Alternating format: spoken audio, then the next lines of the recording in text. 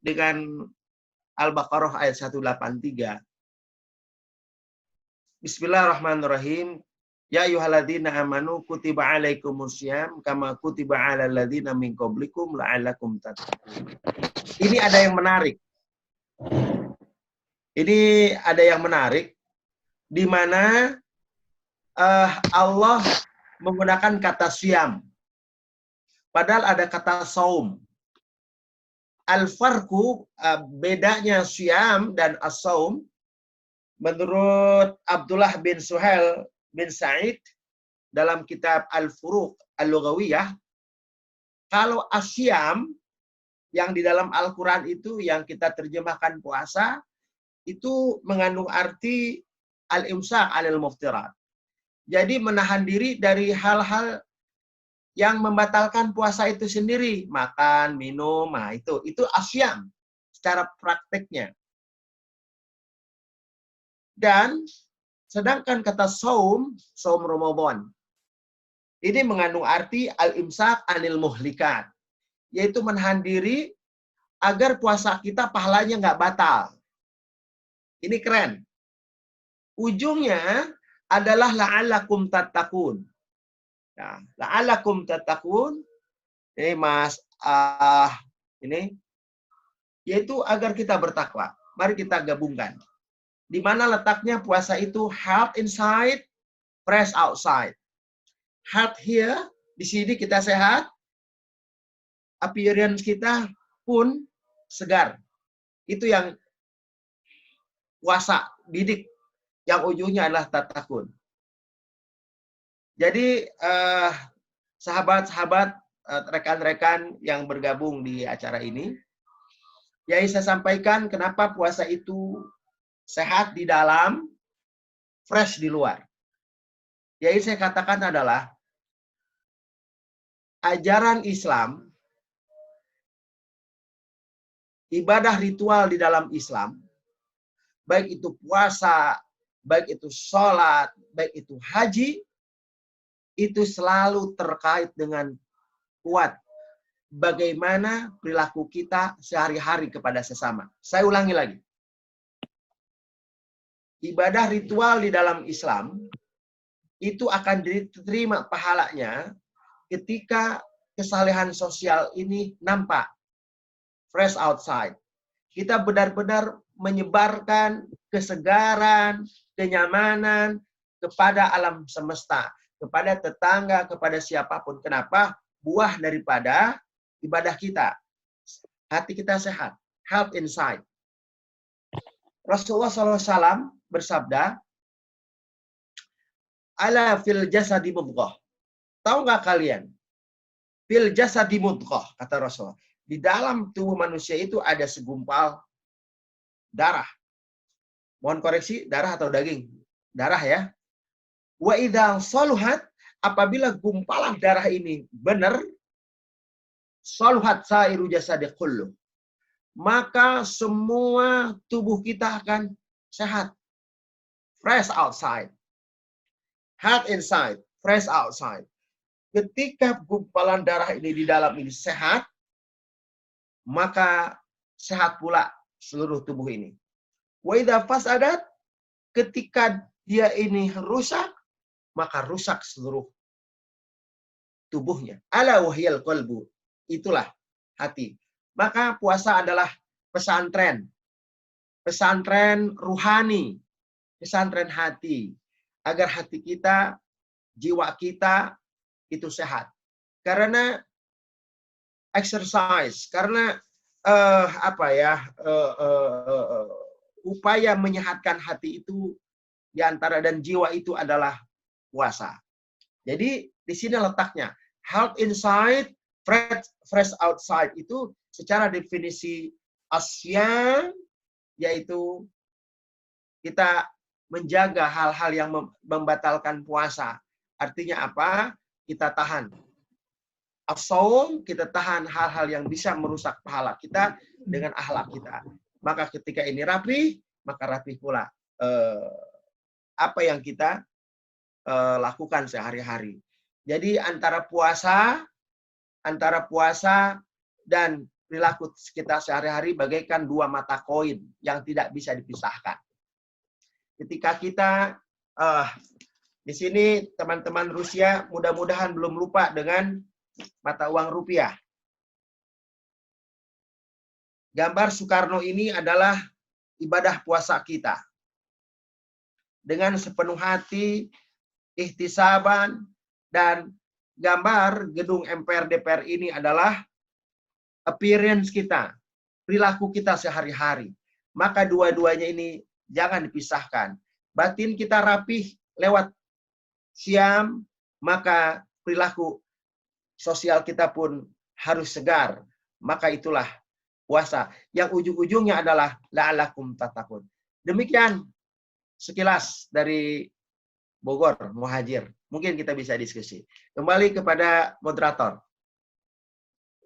Alhamdulillah luar biasa sekali Ustadz Muhajir tadi telah memaparkan bagaimana how to be hal inside and to be flies outside. Ya luar biasa sekali beliaunya tadi, bahkan mengangkat juga mengulas ayat Al-Quran bahwasanya ada segumpal daging dalam diri kita, apabila rusak maka rusak seluruhnya, apabila baik maka baik semuanya. Nah, kami persilakan kepada teman-teman kita buat forum kita ini diskusi aja interaktif supaya ceramahnya juga ceramah yang ilmiah gitu ya Ustadz Muhajir. Ustadz Muhajir juga beliau juga akademisi, maka cocok kalau seandainya kita buka modelnya adalah diskusi dengan beliau. Kami persilakan kepada teman-teman semuanya yang ingin bertanya atau berdiskusi dengan beliau berkenaan dengan bagaimana menjadi sehat, puasa menjadikan puasa ini sehat untuk di dalam diri kita dan juga fresh nantinya di luarnya. Seperti kita semuanya ini, alhamdulillah semuanya teman-teman di Rusia sehat semuanya, Ustadz, berkat keyakinan kita bahwasanya ada Allah dalam diri kita. Ya silakan pada teman-teman atau mungkin Pak Ketua atau siapa saja silakan. Pak Fauzi silakan. Ya, saya kira kita bisa minta juga Ibu Indri untuk mungkin menyampaikan sesuatu juga, menambahkan. Silakan Ustazah Indri.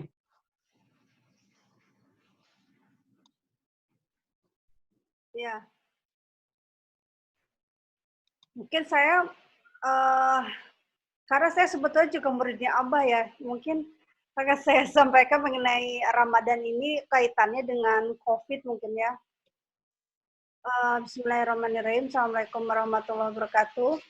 Saya mungkin ingin menyampaikan sebuah pesan bahwa ketika di dalam kondisi Ramadan dan kondisi COVID ini, sebetulnya sangat banyak kita melihat bahwa betul kata Abah tadi, ketika kita ada sekumpal darah, dan saya juga masih belajar bagaimana untuk bisa ketika hati kita baik, keluar juga akan baik. Konsep bagaimana dengan kesalehan sosial ini adalah sesuatu yang memang harus dilatih, terutama di bulan Ramadan ini. Saya melihat dengan Ramadan ini dan dengan kondisi COVID yang hari ke-45 memasuki COVID di Indonesia, terutama di Bogor, banyak sekali ilmu-ilmu ya, keberkahan yang mungkin kami sebagai akademisi ini melihat banyak sekali berdatangan ilmu. Betapa banyak ilmu yang berdatangan yang mungkin di hari ini pun saya tidak menyangka bahwa akan ada bertemu dengan silaturahim dengan teman-teman di Rusia. Ini adalah satu berkah di mana dalam Ramadan ini, dan juga etos kerja selama Ramadan ini tentunya akan lebih, saya pikir malah lebih meningkat ya, karena kita dapat merasakan bahwa kita merasakan dengan mata dan melihat dengan hati. Dan itu hanya terdapat ketika di dalam kondisi Ramadan, di mana kondisi kita juga dalam keadaan lapar, lebih fokus, lebih konsentrasi. Itu yang saya rasakan sih untuk Ramadan ini. Dan di kondisi COVID ini, justru betapa banyak Allah memberikan rahmat gitu kan, dengan berdatangannya ilmu gitu, dengan kita fokus dapat, karena kita akademisi dapat menulis lebih banyak, baik itu menulis jurnal dan kita dakwah lewat itu gitu. Dan itu adalah suatu berkah di mana bisa mengikuti forum-forum yang seperti ini. Insya Allah besok juga saya bergantian dengan kawan mengikuti kajian, memberikan kajian tentang perspektif busana muslim dalam bagian dari lifestyle di kondisi COVID ini besok pagi dengan kawan-kawan di US, di Amerika. Jadi ini suatu berkah yang luar biasa menurut saya di Ramadan kali ini. Dan tidak mungkin kalau tanpa COVID adanya wabah ini mungkin ya kita melihat tidak mungkin bisa ada terpikir bahwa ada kajian-kajian yang Islami tanpa batas seperti sekarang ini. Ini suatu rahmat bagi saya. Terima kasih. Iya, terima kasih Ustazah Indri, Dr. Indri ya. Ya tadi juga memberikan masukan dan sebagainya. Yang lain silakan, mungkin ada yang bisa menanggapi atau langsung ada pertanyaan kepada Ustadz Muhadjir. Nantinya Ustadz Muhadjir akan merespon dan juga memberikan pandangan-pandangan. Sebenarnya ini kalau menurut saya sendiri selaku moderator melihat bahwasannya apa yang disampaikan oleh Ustadz Muhadjir ini adalah berkaitan dengan psikologi ya, psikologi kitanya, psikologi kejiwaan, bagaimana seseorang yang berpuasa dalam kondisi wabah COVID-19 ini mampu bertahan, mampu sehat, dan juga mampu fresh untuk menghadapi segala hal yang berkaitan dengan resiko-resiko di luar sana. Ya silakan kepada teman-teman semuanya, kami persilakan tanggapan dan sebagainya, untuk kemudian nanti Ustadz Muhadjir atau mungkin nanti teman-teman Ustazah Indria atau Pak Fauzi nanti yang akan memberikan responnya. Silakan.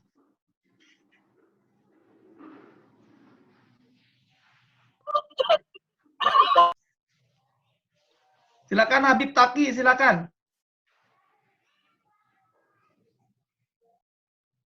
Mas moderator, itu sudah ada 2 pertanyaan tuh di chat itu. Ah ya. Oh ya, baik. Ada pertanyaan melalui chat ya, saya juga baru melihat kalau di chat. Saya pikir oh pakai Zoom tidak ada chatnya. Karena biasanya pakai YouTube.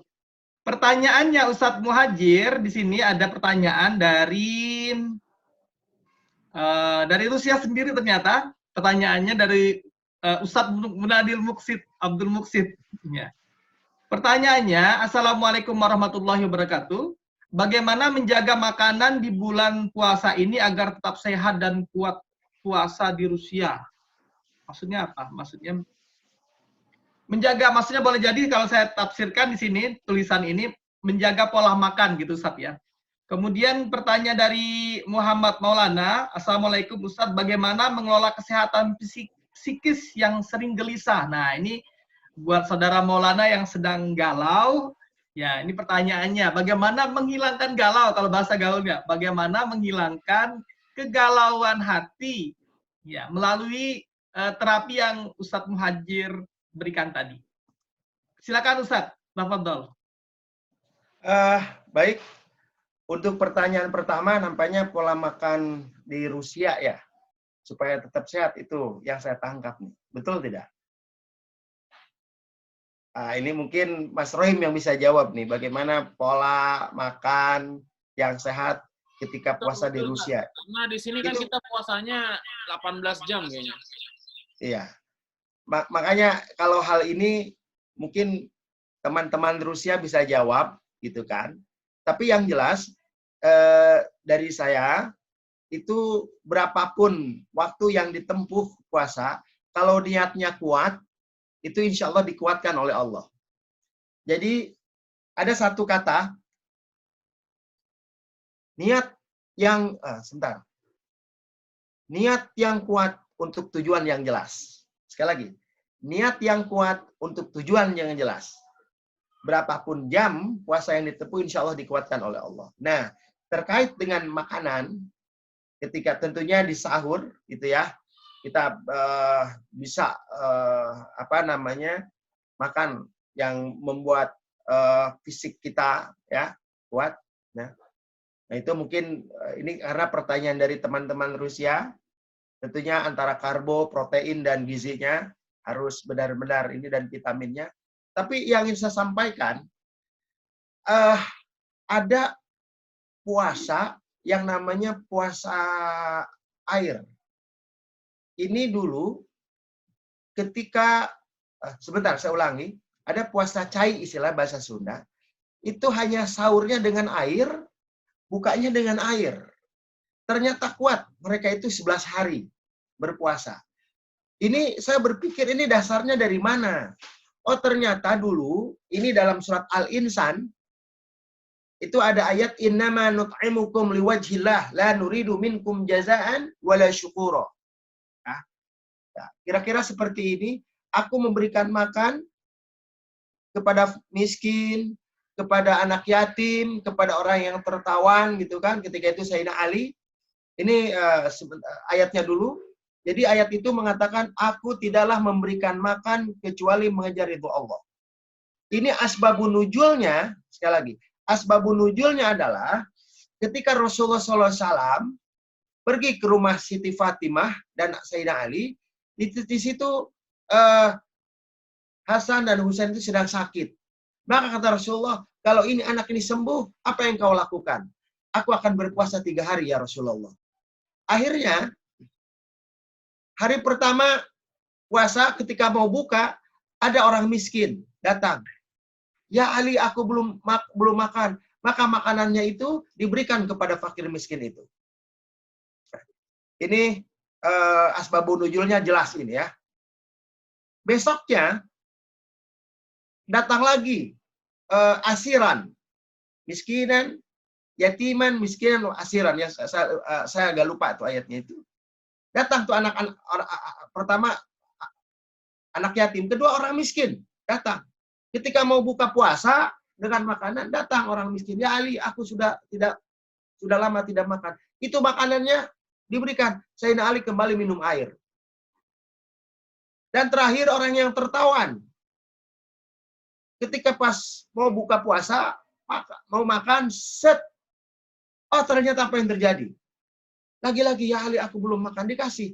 Maka turunlah ayat innama nut'imukum liwajhillah la nuridu minkum jazaan wala syukur. Artinya ketika niat yang kuat, walaupun dengan air itu nggak tanggung-tanggung, bukan 18 jam, tapi 3 hari itu berapa jam, tapi kuat. Ya, intinya begitu. Ya, niat yang kuat itu insya Allah berapapun lamanya. Nah, itu wallahu alam.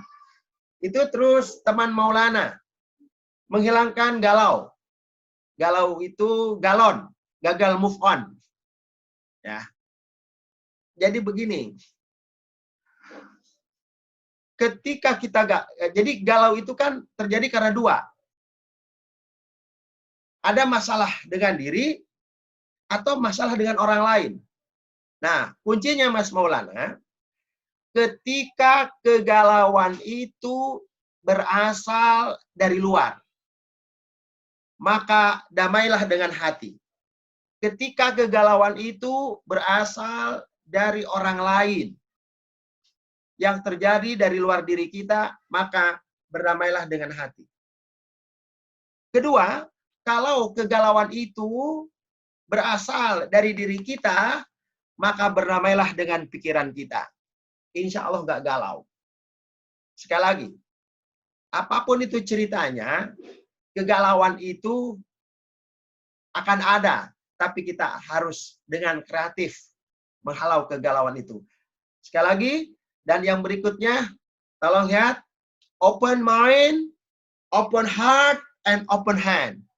Buka pikiran kita, buka hati kita, dan buka tangan kita untuk berbagi dan memberi. Terima kasih. Kembali ke moderator. Ya Alhamdulillah luar biasa sekali Ustaz. Masya Allah. Saya malah nangkepnya yang galon tadi, gagal move on.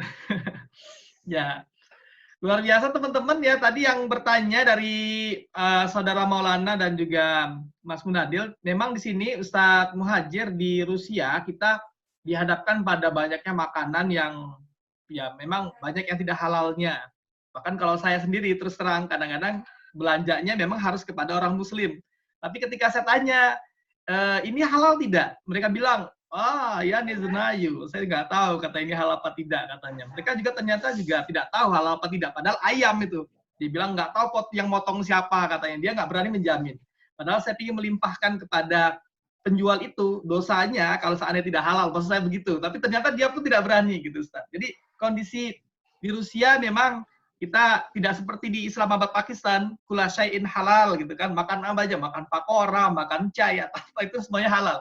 Kalau di sini minum susu pun belum tentu itu halal kalau di Rusia. Jadi akhirnya ya memang kita bertawakal kepada Allah. Akhirnya saya kalau di Kazan beda Ustadz. Kalau di Kazan Rusia itu ada produk-produk yang bermerek halal dianya, tulisannya halal. Biasanya saya dengan Bu Zahra dulu dengan Bu Zahra itu sering kita belanja dan cari yang ada tulisannya halal. Kalau di Moskow itu amat sangat sulit sekali kita mendapatkan tulisan-tulisan itu, walaupun ada, tapi di tempat yang tertentu. Mungkin tadi pertanyaan dari Mas Munadil yang berkaitan dengan hal tadi. Mungkin Antum bisa menambahkan, Ustadz. Jadi moderator sekaligus bertanya, menambahkan Antumnya. Mas moderator, sebentar. Ya, silakan Pak. Saya mau menanggapi mengenai yang barusan itu, mengenai makanan halal di Moskow. Saya kebetulan, istri saya kalau belanja biasanya di Asan, itu biasanya ada daging-daging halal itu. Ayam, kadang-kadang kita ketemu juga saslik yang halal, daging-daging juga. Kemarin saya bersyukur ke Metro kemarin, itu mendapatkan buntut. Itu buntut halal, ada tulisan halal. Jadi ternyata banyak sebenarnya, termasuk di Kiev. Di Kiev itu juga kadang-kadang ada daging-daging halal juga. Terima kasih. Oh iya, terima kasih Pak Ketua. Itu memang kondisi ditambahkan oleh Ketua ICMI kita tadi. Jadi bagaimana ada beberapa memang yang menjual produk halal di kota Moskow ini. Walaupun mayoritas adalah daging-daging yang tidak halal. Ya mungkin bagaimana Ustadz Muhajir atau mungkin nanti Ustadzah Indriam bisa menambahkan. Jadi terkait dengan hal-hal yang kondisi kita ketika berhadapan dengan kondisi seperti ini. Silakan Ustadz Muhajir. Baik. Pernah ketika bulan puasa saya di Australia itu memang kita harus ekstra hati-hati. Tapi di sana banyak makanan halal. Ketika saya di Amerika pun betul kata Mas Rohim, kita harus ekstra hati-hati. Walaupun roti itu kita harus lihat ingredientnya gitu kan.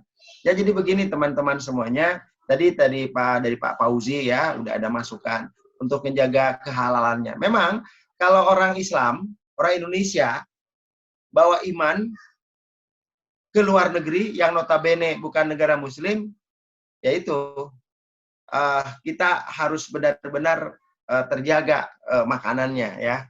Itu. Saya pikir teman-teman di Rusia nanti bisa lah. Yang saya sampaikan sebisa mungkin, sekuat mungkin kita cari makan makanan yang halal.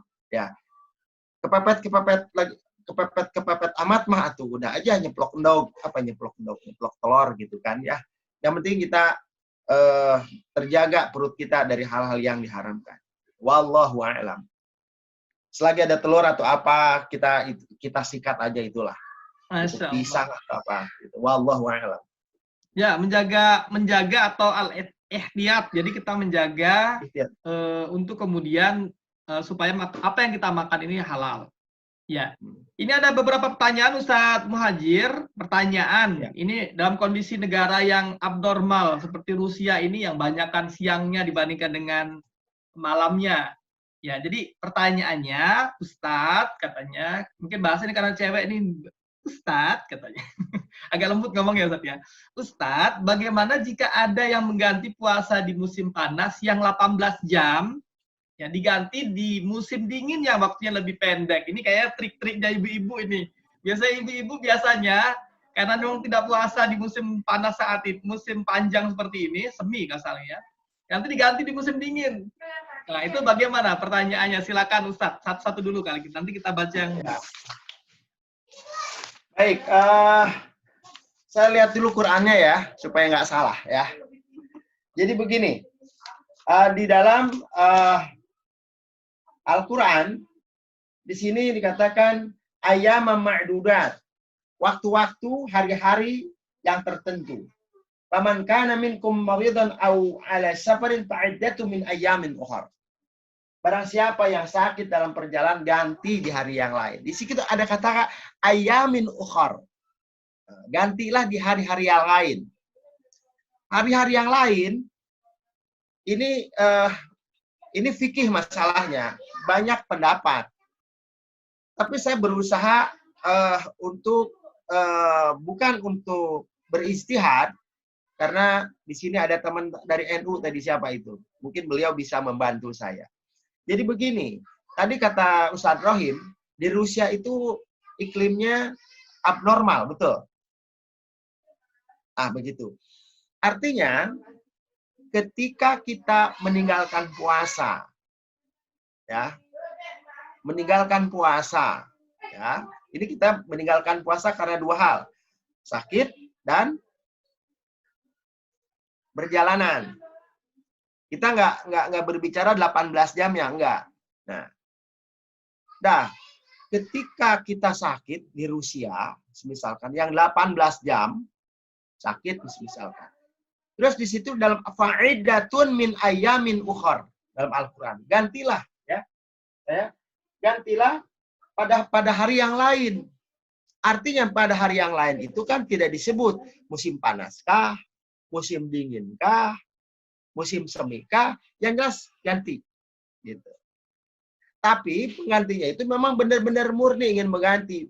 Jangan sampai by design. Maksudnya aku nggak kuat nih puasa di bulan ini 18 jam. Aku nggak puasa, itu nggak boleh. Nggak boleh. Ya, nggak boleh artinya membatalkan puasa by design gitu kan, sengaja. Dan dia berniat mengganti di musim dingin yang relatif lebih pendek. Yang ingin saya sampaikan adalah Islam itu agama yang sangat memudahkan. Ketika kita berpuasa di Rusia karena sakit dan tidak bisa berpuasa di hari itu dan diganti di musim dingin, ya insya Allah niat tulus ikhlas, Allah Maha Pengampun, Allah Maha Penyayang. Jadi kalau misalkan ditunggu pada musim panas berikutnya, kalau musim panas berikutnya adalah pas puasa, akan repot. Jadi untuk sementara, karena saya belum baca kitab yang lainnya, saya memahami dari Al-Quran min ayamin ukhar. Hari-hari lain. Artinya boleh di musim panas, boleh di musim dingin, sekemampu kita. Tapi dengan catatan, jangan by design. Kalau batal puasa by design, dia pun tidak pantas untuk mengqadha. Jadi puasa itu karena dua hal ditinggalkan. Karena perjalanan, karena sakit, dan hal-hal yang lain. Terima kasih. Silakan Pak Ketua, Pak Fauzi. Ya, terima kasih Ustadz. Ini mengingatkan saya, mungkin ini bisa jadi kajian dari teman-teman yang paham tentang agama nih. Ustadz Maulana, Ustadz Munadil, Ustadz Rohim, dan teman-teman yang lain.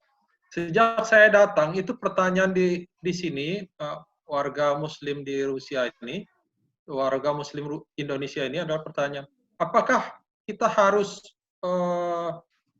puasa sampai 19 jam kebetulan waktu itu ya, 19,5 jam, atau kita bisa diperpendek? Diplomat Arab yang bertugas di Moskow itu mereka karena lebih dari 14 jam mereka menyesuaikan buka puasanya itu sesuai dengan Arab. Itu saya pernah disampaikan, ada katanya dikutip hadis atau apa, mungkin nanti Ustadz Maulana bisa nambahkan. Saya sendiri kemarin baru saja mendengar tentang di TV mengenai imam masjid di Norway yang kebetulan pada saat itu tidak ada, bisa dikatakan tidak ada malamnya itu, sehingga ketika mereka puasa pada saat itu mereka berbukanya sesuai dengan Arab Saudi. Mungkin bisa teman-teman, mungkin Ustadz atau Ibu Indri atau teman-teman bisa berikan komen mengenai hal ini. Atau ini akan kita jadikan kajian ke depan. Terima kasih. Ya, bagus sekali Pak Ketua tadi menambahkan. Ya. Tapi kalaupun kita tangkap tadi dari yang diulas dari Ustadz Muhajir, intinya adalah adinu yusrun, ya. Agama itu mudah. Walakin la tu'asir, yassir wala tu'asir.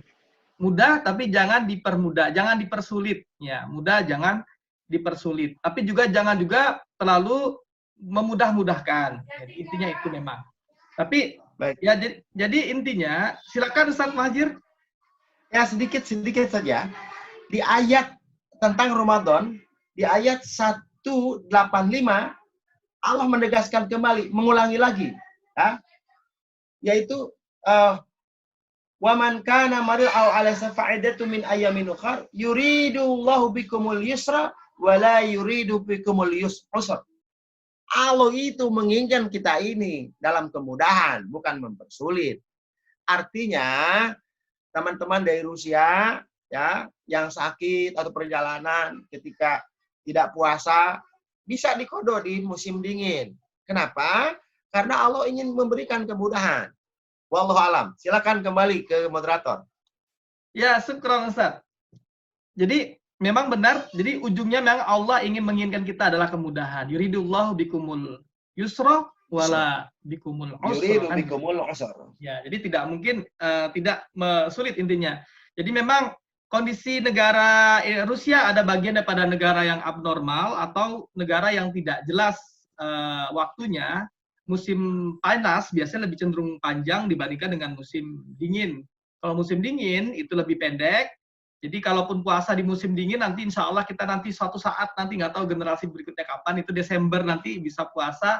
Puasanya cuma berapa jam, 4 jam ya. Tapi kalau sekarang itu 18 lebih, 18 jam setengah lebih. Nanti bisa puncaknya 19 jam. Jadi luar biasa sekali nih teman-teman. Nah, dan kalaupun misalnya ada yang beristihad untuk kemudian seperti kata Pak Ketua tadi, Pak Fauzi mengatakan bahwasanya dia mengikuti fatwa di negaranya dan sebagainya, itu adalah istihad masing-masing. Lanjut ke kita pertanyaan Ustaz Muhajir ya. Jadi ada pertanyaan lagi ini. Sebentar. Silakan. Saya mau mendengar komentar dari Ustadz Maulana dulu bentar, kalau boleh. Ya, mohon izin ini. Ustaz Ami. Ini Maulana yang mana ya Ustaz? Ada Ya, dua. Ustadz Ami. Iya, sehingga ada dua. Mohon izin, Abah ini Abah Muhajir ya ingin aja sih membantu memberikan perspektif yang lain. Jadi mungkin ini pernah juga di beberapa kali mendapatkan pertanyaan seperti ini.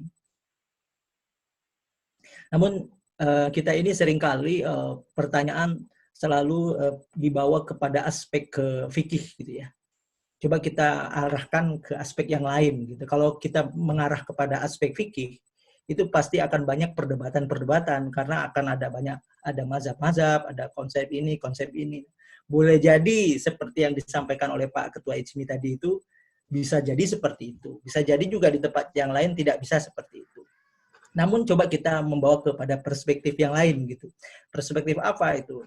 Kalau saya sih lebih mengarahkan kalau untuk menjawab pertanyaan dari teman-teman itu lebih mengarahkan kepada aspek yang lain ya. Contohnya seperti ini.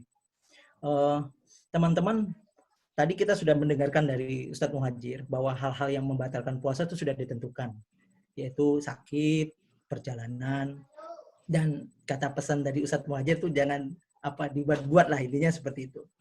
Namun yang perlu kita coba hitung-hitung bahwa kesempatan kita berpuasa di bulan Ramadan itu istimewa dibanding dengan berpuasa di tempat yang lain. Ibaratnya seperti kita analogi cerita, waktu kecil kita, ada teman kita lagi jalan-jalan, rekreasi sekolahan. Kemudian dia cerita jalan-jalan di pantai. Kita nggak ikut. Lalu dia bercerita, ingat nggak waktu kita jalan-jalan di pantai itu yang waktu, oh iya seru sekali, gembira sekali kita bercerita. Gitu. Tapi begitu yang tidak ikut jalan-jalan, dia tidak akan merasakan sesuatu yang lebih daripada ketika ada temannya yang jalan-jalan. Maksudnya apa maksud saya? Ketika kita ada kesempatan, luar biasa subhanallah bisa berpuasa di bulan Ramadan, mudah-mudahan kita diberikan kesehatan ya, sehingga mari kita memanfaatkan momen yang luar biasa ini untuk berpuasa. Namun dengan sekali lagi dengan ketentuan-ketentuan tadi itu. Sebab apa saya katakan? Contohnya seandainya saja misalnya kita sakit ya mungkin tidak ada orang yang menghendaki, maka memang kita diperkenankan untuk berpuasa mengganti di bulan yang lain. Namun pertanyaannya, apakah kita harus menunggu bulan musim dingin untuk menggantinya? pertanyaannya adalah, ya kalau usia kita masih ada, kalau misalnya usia kita sudah tidak ada, kemudian kita belum membayar hutang kita, ya itu saya ingin membawa pada perspektif ya ke etik ya, maksudnya ke kesadaran kita untuk digali. Sehingga itu memang tidak ada yang melarang mau puasa di musim dingin yang lebih pendek atau apa gitu. Cuman kita selaku hamba Allah berpikir bahwa alangkah bahagianya ketika kita masih diberikan kesempatan umur, maka kita bisa melunaskan hutang kita gitu. Karena mengqadha adalah bagian daripada hutang. Saya ingin coba aja Ustaz mau izin untuk perspektif yang lain, karena kalau untuk masalah fikih itu akan banyak sekali perdebatan yang tidak usai. Terima kasih. Ya, siap. Mohon izin. Baik. Bisa saya masuk? Silakan Ustaz Muhajir, silakan tafadhol. Wah, makasih nih Pak Maulana nih, Ustaz Maulana. Jadi begini, memang kita harus mengedepankan akhlak daripada perbedaan mazhab. Artinya tadi ya, makanya saya tidak mau ini artinya. Tadi memang saya sepakat dengan apa yang disampaikan oleh Mas Maulana, ya, itu keistimewaan Ramadan, ya. Jawaban yang saya berikan ini mengacu kepada pertanyaan, yaitu pada musim dingin, ya. Artinya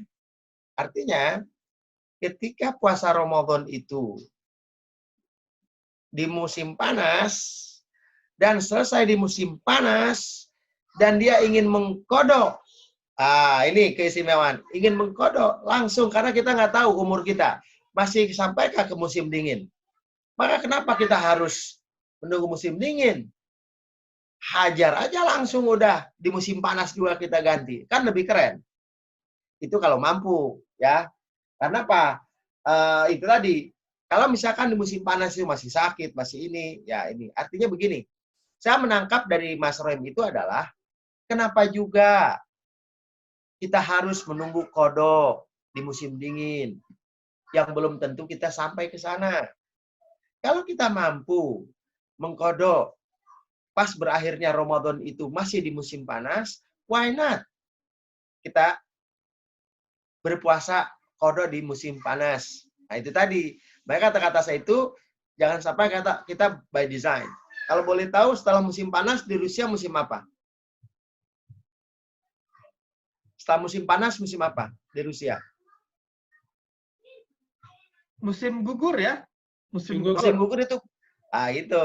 Artinya nggak usah nunggu musim dingin gitu. Kalau ada musim panas masih ada waktu, ini kalau bisa gitu. Jadi itu saya sepakat dengan Mas Maulana. Gitu ya. Wallahu a'lam. Ya, luar biasa sekali, alhamdulillah ya. Tadi ada pembandingnya Ustadz Ami Maulana nih, memang beliau adalah ketua PCI NU di Rusia beliaunya. Jadi dalam perspektif lain intinya memang ya ada hal-hal yang memang tidak kemudian mempermudah agama kita intinya. Tapi kembali ke diskusi kita Ustadz Muhajir, tema kita hari ini adalah how to be health inside and fresh outside ya. Jadi bagaimana kita tetap sehat ya, sehat di dalam dan juga fresh. Jadi kalau pertanyaan-pertanyaan teman-teman tadi ini memang banyak mengarah kepada bagaimana hidup sehat dalam kondisi apapun. Nah, ini ada pertanyaan lagi Ustadz Muhajir dari Ahmad. Ya, beliau mau bertanya nih Ustadz, katanya, bolehkah kita beristihad sendiri sesuai dengan pemahaman dan kondisi yang kita hadapi? Misalnya ketika kasus ayam atau daging atau makanan yang tidak kita tahu halal atau tidak, dan kita sulit mendapatkan yang halal, namun kita ambil hukum asal bahwa ayam itu halal. Nah itu Ustaz, jadi dia beristihad dalam dirinya, yastahidu bin ala nafsihi, li nafsihi li ala syai'in. Bagaimana Ustaz? Silakan pertanyaan ini.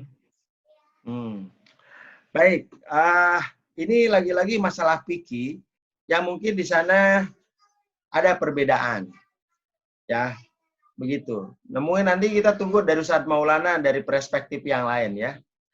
Tapi kan begini, hukum dasar daripada kita makan hewan sembelihan itu harus dengan asma Allah. Itu dulu deh.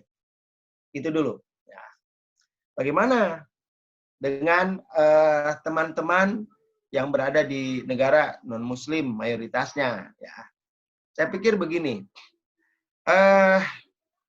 Ketika kita berijtihad, itu jadi kalau berijtihad ala nafsi, itu menurut saya ini UGD ini. Kalau menurut saya, kalau beristihad diri sendiri itu UGD, unit gawat darurat. Udah nomor choice gitu kan.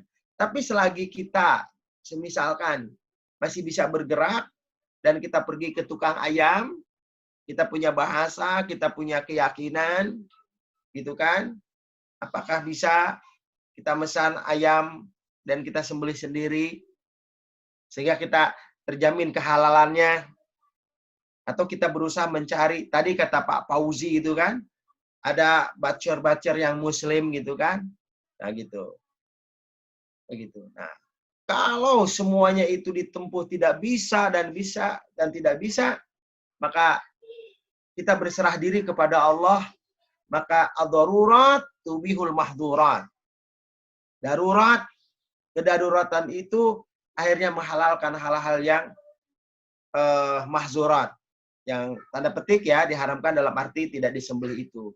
Berasa seperti itu. Artinya sekali lagi ijtihad itu UGD, unit gawat darurat. Suatu ketika Muaz bin Jabal, mohon koreksian Ustadz Maulana. Muaz bin Jabal itu dipanggil oleh Rasulullah. Ya Muaz, bima taqdi? Hei Muaz, bagaimana engkau mengambil hukum? Apa kata Muaz? Aqdi bi kitabillah. Aku mengambil hukum, aku mengambil hukum dari kitab Allah, dari Al-Quran. Apa kata Rasulullah? Wa in lam tajid fi kitabillah. Kalau engkau tidak menemukan dalam Al-Quran, dalam kitab Allah, fa kaifa taqdi? Bagaimana engkau mengambil hukum? Aqdi bi sunnati rasulihi. Aku akan mengambil hukum berdasarkan sunnah Rasulullah. Dan yang terakhir, fa in lam tajid fi kitabillah wa fi sunnati rasulih, fa bima taqdi? Kalau engkau enggak menemukan di Al-Quran, enggak ada, di sunnah Rasul enggak ada, fa bima taqdi? Bagaimana engkau ini akan beristihad? Apa kata Muaz bin Jabal? Aqdi bi ra'yi wala alu. Aku beristihad dengan, aku mengambil hukum, tanda kurung beristihad dengan pikiranku, wala alu, tapi aku tidak serampangan dan aku tidak asal-asalan. Nah, yang ingin saya sampaikan adalah ketika kondisi teman-teman di Eropa sana ingin makan ayam, ke sana sudah, yang penting udah ada usaha. Udah ada usaha, cari bacer-bacer yang saya pikir insya Allah ada gitu kan. Dulu ketika kita pernah di negara itu pun ternyata ada orang-orang Pakistan, orang-orang India Muslim gitu kan menjual. Kalau itu semua tidak ada, kita tawakuf kepada Allah, kita bermunajat kepada Allah. Bahkan ketika kita makan ayam yang ketika kita ini nggak ada makanan lain, maka tambahkan doanya itu, yaitu Bismillahi la yadurru ma'asmi syai'un. Apa Ustaz Maulana gitu ya? Bismillah la yadurru ma'asmi syai'un fil ardi wala fis sama. Udah bismillah. Bismillah, kenapa? Nah, itu tadi dalam perspektif lain kata Ustaz Maulana. Ya, yang tadi perspektif lain. Pokoknya tadi sang penanya, bolehkah kita beristihad sendiri? Istihad itu sekali lagi UGD. Unit gawat darurat. Itu udah pintu terakhir. Itu udah pintu terakhir. Selagi masih ada usaha kita mendapatkan ayam halal, seize the days. Kejar itu. Nah, gitu. Bukan seize day. Catch it gitu kan. Tangkap itu ayam itu. Wallahu a'lam. Silakan Kepala. Luar biasa Ustadz Muhadjir. Memang beliau ini sudah berpengalaman sekali ya. Sudah pernah di Amerika. Juga Ustadz ya jadi dai ambasador. Jadi tahu bagaimana kondisi ketika berhadapan dalam komunitas yang dalam kondisi di komunitas yang mayoritas bukan Muslim. Ya, termasuk seperti kita yang ada di Rusia ini. Intinya adalah beristihad untuk diri sendiri itu adalah UGD. al-masakot tubihul mahzurat gitu Ustaz ya. Kesulitan itu membolehkan. Ad-darurat tubihul mahzurat. Ad-darurat, ya darurat kan masakot. Ad-daruratu tubihul mahzurat. Apa Ustaz? Itu terlalu lama saya baca. Belajar konstitusi akhirnya yang pikir-pikir lupa di Ustaz apa Ustaz. Jadi saya kembali ulang lagi. Jadi dalam kondisi darurat, maka membolehkan sesuatu yang sulit. Ad-daruratu tubihul mahzurat, gitu ya. Ada pertanyaan lagi berikutnya Ustadz. Dari Kazan, Rusia ini Ustadz. Dari saudara kita Refli Setiawan bertanya, Assalamualaikum Ustadz Muhajir, izin bertanya, apakah batal puasa kita apabila tangan kita berdarah? Ya, tapi hatinya nggak berdarah nih kayaknya. Tidak sengaja terkena pisau ketika masa di sore hari. Luka tersebut sudah berhenti darahnya, kemudian beberapa jam berikutnya luka tersebut mengeluarkan darah lagi. Mohon pencerahannya. Tafadhol Ustaz. Insya Allah nggak batal ya. Sepanjang sepengetahuan saya, sejak saya belajar dari madrasah sampai saat ini, saya tidak melihat itu yang membatalkan. Sesuatu yang membatalkan itu yang masuk lewat rongga mulut. Nah itu saja sederhana. Nggak batal, silakan ya. Asal hatinya jangan berdarah, Ci. Nah, jadi tidak batal jawabannya Mas Refli, asal hatinya yang tidak berdarah ujungnya. Tapi tanda kutip tadi Ustaz ya.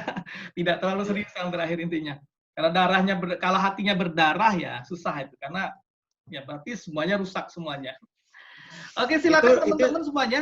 Ya, silakan. Itu sepanjang sepengetahuan saya ya. Mungkin Pak Maulana bisa menambahkan lah. Silakan Ustadz Ami Maulana, mungkin dalam perspektif NU-nya. Boten Pak, boten. Campun. Itu ya pun. Atur sangat. Api ya, Amit. Silakan mungkin Pak Ketua Pak Fauzi yang sedang jalan-jalan di GUM Moskow. Silakan, ada tanggapan Pak Ketua Fauzi?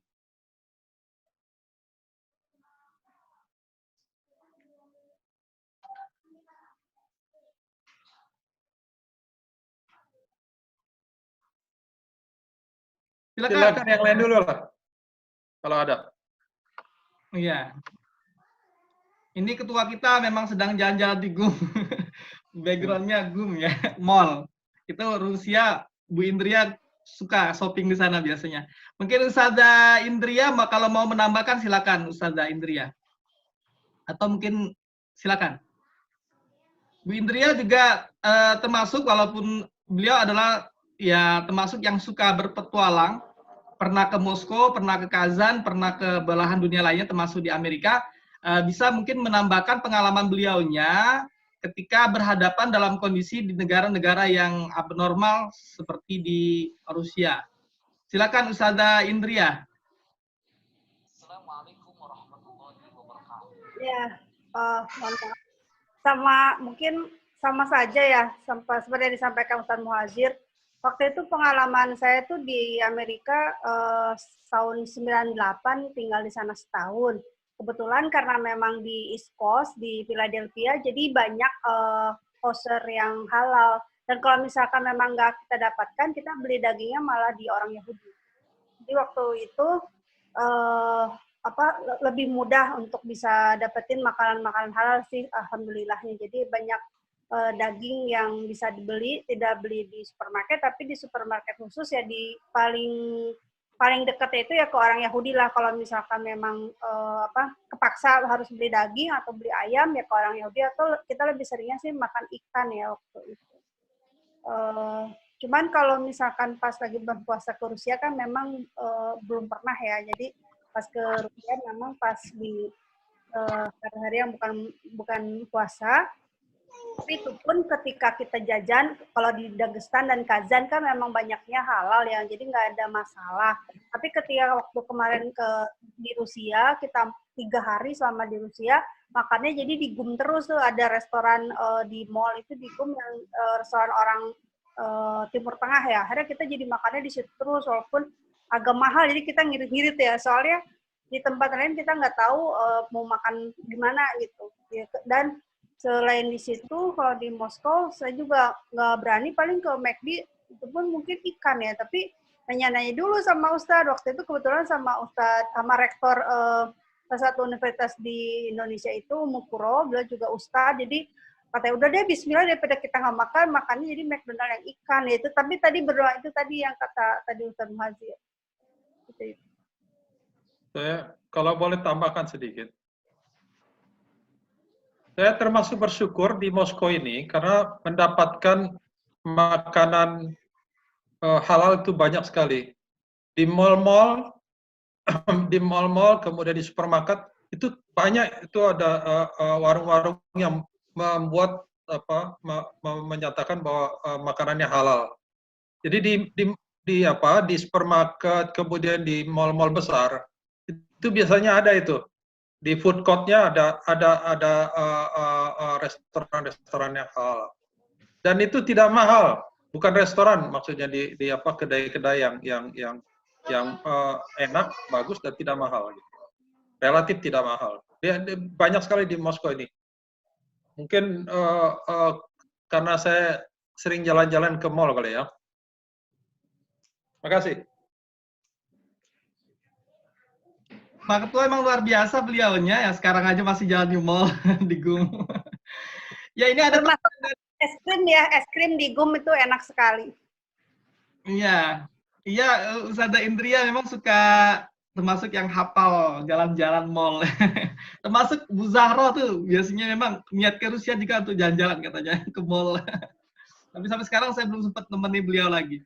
Ini ada tambahan dari Yakin tentang terkait makan halal, dia bilang, saya tinggal di Oblas, belanja di toko yang tidak sebesar Asan, katanya masih bisa ketemu daging halal. Ya alhamdulillah. Tapi kalau saya, walaupun sudah jelas dianya dagingnya ada ayam, masih kadang-kadang masih ragu, ini halal tidak? Karena memang kategori halal itu tidak cuma zatnya yang halal, tetapi juga siapa yang memotongnya. Yang lebih aman memang telur, yang kata Ustadz Muhajir tadi, makan telur pasti halal. Ada pertanyaan lagi berikutnya dari Ahmad. Ustadz Muhajir, ini ada pertanyaan. Bagaimana memahami keadilan Allah ketika kita mendapati waktu berpuasa berbeda-beda di berbagai belahan dunia? Misalnya di Rusia sekarang 18 sampai 19 jam, sementara di Indonesia hanya 8 sampai 9 jam. Dalam perspektif awam seperti terlihat tidak adil katanya. Ya. Nah, ini silakan Ustadz. Saya silakan kepada antum untuk menjawabnya. Tafadhal. Wah, ini pertanyaan yang filosofis nih. Justru memahami keadilan Allah itu karena keperbedaan waktu itu. Kebayang kalau semuanya sama. Ini Allah udah maha adil. Rusia 18 jam karena kadar Rusia di situ. Indonesia berapa jam? Berapa jam Indonesia ya? Berapa? Indonesia berapa? 7 jam ya? Berapa? Enggak, Indonesia 14 jam. Oh iya, Indonesia 14 jam. Terima kasih. Artinya apa? Di sini kemahadilan Allah. Di situ. Jadi keadilan itu bukan berarti di sini 14, semuanya 14. Cuma 19. Kalau menurut saya seperti itu. Jadi ketika kita, jadi begini. Nah, gini. Ada dua hal. Mohon maaf, ini bukan menceramahi. Saya pelan-pelan nih berbicara. Ini harus hati-hati. Kita akan bertemu dengan kemahaadilan Allah, kemahahebatan Allah dalam hidup kita dengan syarat dua. Satu, yakin. Yakin bahwa apa yang Allah perintahkan pasti benar. Dua, patuh. Apa itu patuh? Lakukan apa yang Allah minta tanpa ada pertimbangan, logika, rasio, atau apapun. Kenapa demikian? Karena keimanan itu yang bermain adalah hati dan keimanan. Maka dengan demikian, kita akan bertemu dengan kemahahebatan Allah. Contoh, Nabi Nuh alaihissalam ketika menerima perintah, wasna'il fulka bi'ayunina, buat perahu, di mana? Di atas bukit. Artinya apa? Ini nggak masuk rasional. Nggak masuk logika. Kalau misalkan membuat perahu itu harus di sekitar pantai. Tapi Nabi Nuh apa? Yakin. Ini adalah perintah Allah. Nomor kedua, patuh. Dilakukan. Akhirnya apa yang terjadi? apa yang terjadi? Maka kemahahebatan Allah, kemahaadilan Allah dirasakan dalam hidup Nabi Nuh dalam hal ini. Nomor kedua, ketika ibunda Nabi Musa, ibunda Nabi Musa menerima perintah Allah untuk membuang bayinya ke sungai. Ini kan ibu mana yang mau menjalankan membuang anaknya ke sungai? Tapi karena yakin, maka dia buang. Dan patuh, dibuang. Ada ketemu dengan Nabi Musa. Nomor ketiga, Nabi Ibrahim alaihissalam menerima perintah dari Allah. Secara logika, secara batin, ini bertentangan. Apa? Ya bunayya ini ra'aitu filman anni azbahuka. Apa perintahnya? Sembelih anakmu, wahai Ibrahim. Ini tidak masuk logika, ini tidak masuk ke dalam hati nurani. Tapi dikarenakan yakin. Ini perintah Allah. Dan kedua, patuh, jalankan. Apa yang terjadi? Nabi Ibrahim memiliki putra. Satajiduni insyaallah minas sabirin. Jadi begitu jawaban saya. Jadi memahami keadilan Allah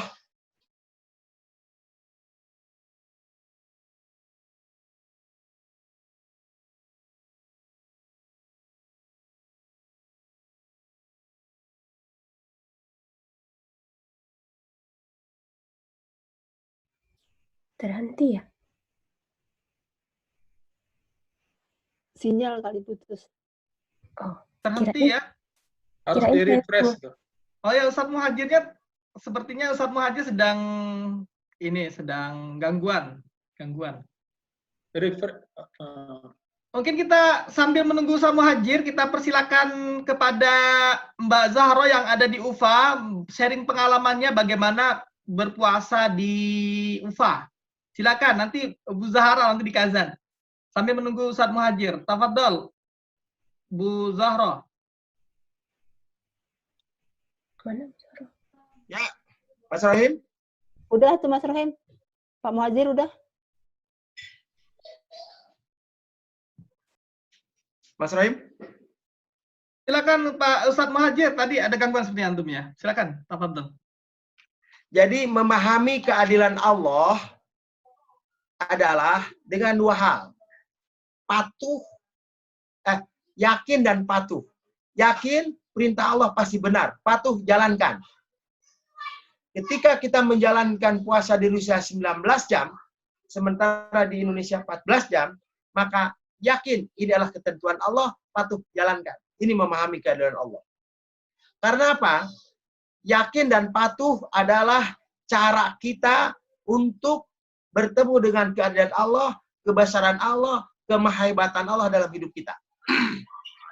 Contoh, Nabi Nuh diperintahkan untuk bikin kapal di atas bukit. Ini tidak logis. Logikanya, harusnya bikin perahu itu di pinggir pantai. Tapi Nabi Nuh apa? Yakin. Ini perintah Allah dan patuh. Laksanakan. Akhirnya ketemu dengan kebesaran Allah. Nabi Ibrahim menerima perintah Allah. Yakin ini perintah Allah benar, yaitu menyembelih anaknya. Dan patuh. Falamma tallahu wasallama lil jabin, dan ketika mau disembelih, Nabi Ibrahim bertemu dengan kebesaran Allah. Yaitu apa? Diganti itu Nabi Ismail dengan domba.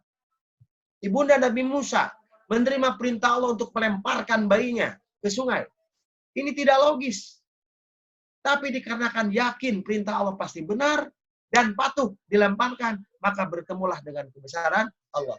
Singkatnya, untuk memahami keadilan Allah dengan dua hal. Yakin perintah Allah itu benar dan tidak akan pernah salah, patuh, laksanakan saja apapun resikonya. Wallahu a'lam. Silakan kembali kepada Mas Rohim. Masya Allah. Jadi intinya adalah kalau kita simpulkan, memang kita harus berhusnuzon kepada Allah. Karena Allah mengatakan, ana inda zonni abdi. Jadi saya dalam pandangan umatku. Dan itulah kelebihan daripada umat Muhammad SAW. Jadi kita intinya adalah meyakini bahwasanya sebagaimana kata Ustaz Muhajir tadi, meyakini apa yang telah diperintahkan Allah itu adalah benar dan baik, dan memang kita patut meyakini juga bahwasannya memang perintah puasa yang memang tidak sama antara Indonesia dengan di Rusia atau negara-negara abnormal lainnya, itu ada sebuah bentuk keadilan Allah. Dan kita, alhamdulillah, hidup kita di Rusia, dan kita mendapatkan Ramadan dalam suasana yang spesial karena kita puasanya 18 jam lebih. Yaitu, mungkin bisa ada yang menambahkan, supaya Parian, Ustadz Muhajir, yang kita dengarkan dari Ustazah Zahro yang ada di UFA, beliau dosen dari UIK Bogor juga. Coba silakan Mbak Zahro, silakan. Terdengar? Karena memang UFA jauh dari Moskow, 2 jam, beda waktu 2 jam. Jadi sekarang sudah... Sinyal kadang kurang bagus juga nih Pak Rohim. Ya, silakan. Kelihatan. Bagus, silakan. Oke, suara ya. Oke. Ini udah mepet di jendela nih biar sinyal bagus. Baik, untuk pengalaman puasa di UFA sebetulnya tidak jauh beda ketika masih di Kazan gitu. Kebetulan perkenalkan saya Zahratul Nikmah. Saya tahun lalu itu tinggal bersama juga dengan Pak Rohim dan Bu Zahra gitu kan. Tidak jauh beda, hanya saja di sini memang waktunya lebih cepat 2 jam daripada Kazan. Nah, sama juga dengan Moskow gitu. Jadi kalau di Indonesia kita beda waktunya hanya 2 jam. Kalau di Moskow kan 4 jam dengan Indonesia. Menurut pengalaman saya, kalau memang puasa, memang saya tidak pernah melihat apakah itu musim dingin atau musim panas gitu. Sebenarnya tadi pertanyaan saya itu yang 18 jam yang pertama gitu, karena pengalaman dulu anak-anak S1 itu banyak yang sharing saya gitu, Bu, saya sih kalau puasa saya ganti aja di musim panas gitu supaya pendek gitu, kan sama juga Bu, sebetulnya yang penting niatnya gitu. Makanya saya memastikan pertanyaan tadi gitu, ini sebetulnya pakai hukum apa nih gitu mereka gitu. Kalau saya pribadi sebetulnya dimanapun kita puasa, selagi kita kuat dan sehat, dan bahkan bisa melaksanakan puasa sunnahnya, ya bisa saja gitu dilakukan gitu. Nah, kalau untuk makanan, alhamdulillah untuk Bashkortostan itu sama dengan Kazan, karena dia adalah muslim terbesar kedua di Kazan setelah Kazan itu. Jadi memang di sini banyak juga gitu daging-daging yang berlabel halal, makanan yang halal, dan bahkan misalnya ada makanan yang dari Asia, misalnya dari Vietnam, itu juga berlabel halal gitu. Jadi kami di sini alhamdulillah tidak diberikan kesulitan untuk mendapatkan makanan yang halal, dan kami juga melaksanakan puasa. Bahkan ini alhamdulillah saya bawa kerucil-kerucil juga nih yang kelas 6 SD dan kelas 1 SMA, itu mereka pertama kali juga puasa yang 18 jam lebih di sini, dan saya selalu support mereka bahwa mereka pasti bisa, dan alhamdulillah mereka juga sampai saat ini masih berpuasa full jam setengah. Dan memang agak beratnya adalah menyesuaikan ketika waktu tarawih. Waktu tarawih di sini jam Isya itu jam 11.15 menit. Jadi setelah itu langsung tarawih, dan setelah tarawih itu udah jam 12 malam. Nah, tetapi mereka minta kita melaksanakan sahur sesuai dengan jamnya. Biasanya kami tidur hanya 1 jam setengah, setelah itu bangun sahur, menunggu sholat subuh, setelah itu masih bisa. Khawatir kalau setelah subuh setelah sahur tidur lagi kan takut bablas sholat subuhnya. Jadi memang saya sendiri di sini statusnya sebagai pelajar plus sekaligus sebagai ibu juga harus memberikan contoh kepada anak-anak dan memberikan support. Seberat apapun ini adalah pengalaman hidup yang berharga, jadi supaya mereka juga tough dimanapun mereka berada ketika menjalankan ibadah puasa, karena itu merupakan suatu kewajiban umat Islam dimanapun kita berada. Amin, itu saja barangkali sharing dari saya. Terima kasih. Mohon maaf, mungkin nama saya nggak muncul karena saya pakai nomor yang beda nih, nomor Yota dan pakai tab gitu, karena laptopnya bermasalah. Baik, terima kasih. Assalamualaikum warahmatullahi wabarakatuh. Waalaikumsalam warahmatullahi wabarakatuh. Terima kasih Bu Zahra, ya beliau ada dosen di UIK Bogor sama seperti Ustadz Muhajir dan Bu Indria. Ya, dan alhamdulillah kelihatan muncul di bagaimana kondisi UFA sehat, karena memang wajib untuk aktif. Kadang-kadang nggak aktif di grup juga kan bahaya nih dalam kondisi COVID begini. Kita karena memang tidak berbentuk pertanyaan, tapi kita bikin menyapa aja dulu ya. Nanti Ustadz Muhajir biar melihat bagaimana kondisi teman-teman di Rusia. Kita sapa coba Bu Zahara yang ada di Kazan. Bu Zahara, bagaimana kondisi puasa abnormalnya? Kalau tadi dikatakan oleh Bu Zahra kalau UFA sebagai wilayah Muslim dan itu tidak menjadi kendala untuk kemudian mencari makanan halal. Silakan Bu Zahra, videonya dilihatkan. Assalamualaikum warahmatullahi wabarakatuh.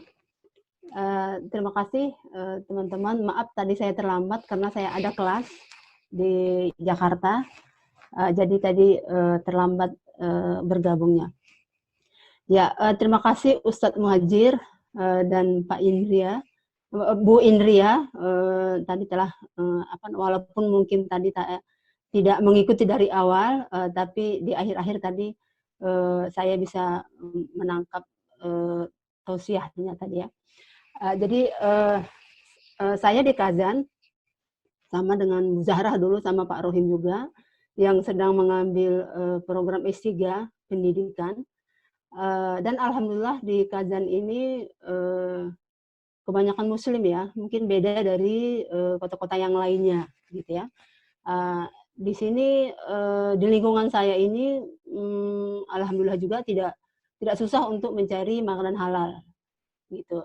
Jadi di sekitar asrama itu ada beberapa magazin gitu yang memang khusus ada tempat menyediakan ayam halal gitu ya, daging halal, sosis halal dan sebagainya begitu ya.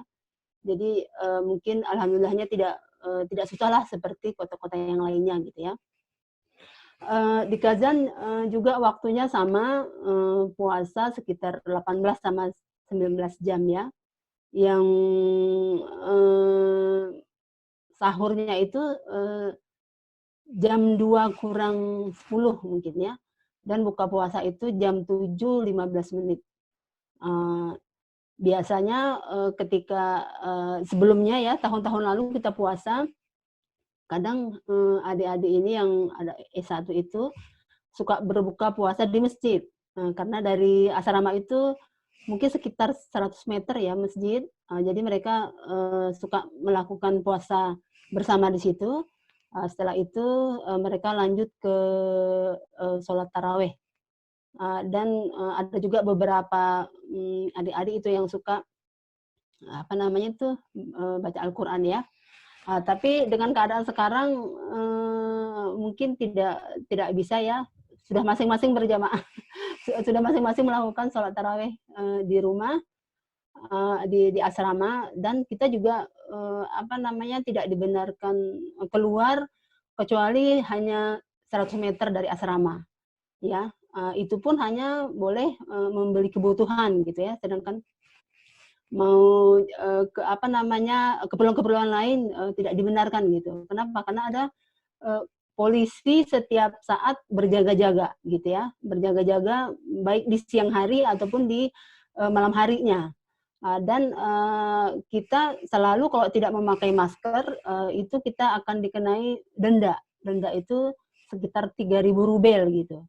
Ya, jadi memang mahasiswa sangat takut lah gitu kalau keluar itu, kalau memang kok nggak urgent banget mereka tidak akan keluar gitu ya. Dan alhamdulillah juga udah sebulan kebelakangan ini asrama juga memberikan bantuan kepada setiap mahasiswa yang berada di asrama yang mungkin untuk mengantisipasi tidak keluar gitu ya dari asrama gitu ya. Jadi memberikan setiap minggunya dengar kabarnya selama sebulan begitu ya. Jadi kebutuhan alhamdulillah tercukupi lah begitu ya. Dan baru seminggu yang lalu juga diumumkan di asrama itu sudah dibuka salon gunting rambut. Mungkin yang bagi laki-laki udah sebulan lebih tidak mau sudah gondrong rambutnya gitu ya. Jadi asrama sudah membuka di kawasan asrama itu potong rambut dan salon mungkin bagi perempuan, dan sudah ada tambahan satu lagi kantin, tempat untuk menjual makanan, ya, menjual makanan baik yang matang maupun yang tidak gitu, bisa dibawa pulang ke asrama seperti itu gitu ya.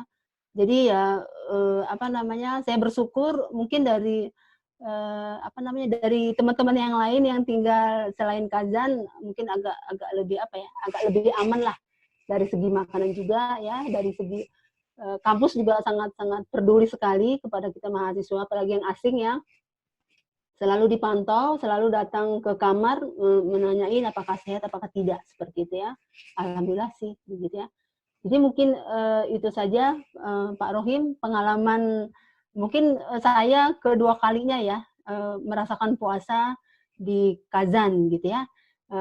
Dan sebelumnya mungkin saya tidak ya, tapi adik-adik yang S1 itu hampir setiap hari selama 30 hari itu roadshow ke setiap masjid untuk berbuka puasa gitu ya. Jadi mereka nih ganti-gantian gitu ya. Hari ini ke masjid ini, hari selanjutnya ke masjid ini gitu. Kenapa? Karena mereka ini menyediakan buka puasa yang sangat berlimpah gitu ya, luar biasa sekali seperti itu ya. Baik perempuan ataupun laki-laki gitu ya. Jadi mereka welcome banget gitu kalau ada mahasiswa yang ikut nimbrung untuk berpuasa gitu ya. Dan satu lagi mungkin yang paling yang sebelumnya saya sangat mengagumi itu pemerintah Tatarsan setiap tahunnya sekali melakukan seluruh muslim yang ada di Kazan itu untuk bersama-sama berbuka puasa di stadion ya, yang mungkin ada 10 ribuan kali ya atau 8 ribuan gitu ya, buka puasa bersama gitu. Dan itu sangat melimpah sekali. Dan itu katanya setiap tahun dilaksanakan oleh pemerintah Tatarsan ya, karena saat mungkin karena muslimnya yang lebih banyak gitu ya. Dan saya melihat ada juga yang mungkin yang bukan non muslim yang ikut nimbrung gitu ya, ikut nimbrung untuk untuk berbuka puasa bersama gitu. Saya menanyakan katanya itu hal-hal yang biasa gitu. Kenapa? Karena di sini juga ada pun yang muslim tetapi yang tidak muslim tapi suka bergabung kalau ada kegiatan keagamaan gitu ya. Ya mungkin orang tuanya muslim tapi dianya udah muslim tapi tidak menjalankan gitu. Tapi ketika ada acara buka puasa bersama dan sebagainya, walaupun di masjid katanya mereka suka nimbrung begitu ya. Ya mungkin itu saja Pak Rohim, suasana puasa dari kajian. Terima kasih. Assalamualaikum warahmatullahi wabarakatuh. Waalaikumsalam warahmatullahi wabarakatuh. Terima kasih Bu Zahra ya yang berada di Kazan. Memang tadi unik ini Ustadz Muhajir dan teman-teman semuanya, kalau di Kazan itu ada tradisi buka puasa bersama. Jadi teman-teman mahasiswa S1 nih, Refli ini yang ada di Kazan, ya biasanya mereka tuh cari bukaan gratis. Jadi putar sana, makannya apa, sambil merasakan suasana di masjid-masjid yang ada di Kazan. Dan kalau di Kazan tuh alhamdulillahnya banyak sekali masjid. Berapa meter ada masjid. Kalau di Moskow susah sekali kita untuk cari masjid. Maka saya mungkin dikatakan oleh Bu Zahra tuh orang yang nggak bersyukur ya. Dulu saya harusnya di Kazan, tapi saya malah milih di Moskow.